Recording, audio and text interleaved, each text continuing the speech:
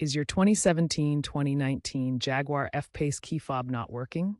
It's likely the CR2032 battery needs replacing.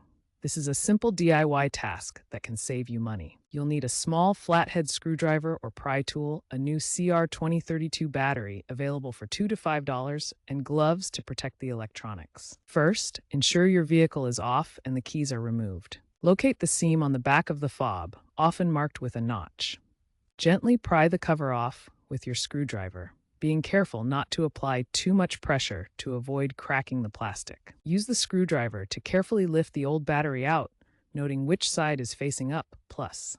Insert the new CR2032 battery with the positive plus side facing up, making sure it's seated correctly. Snap the cover back on firmly and test the fob's functionality by locking and unlocking your car. If it doesn't work immediately, proceed to reprogramming. Remember to dispose of the old battery properly. After replacing the battery, your key fob should work immediately. However, sometimes the vehicle's immobilizer system might not recognize it. If this happens, don't worry. First, try starting your car with the physical key.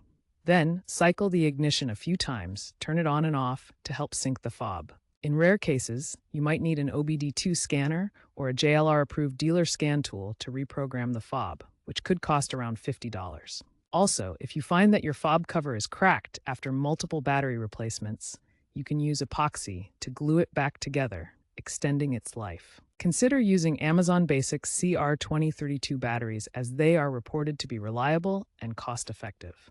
If you're still having issues, consult your Jaguar owner's manual or a trusted mechanic.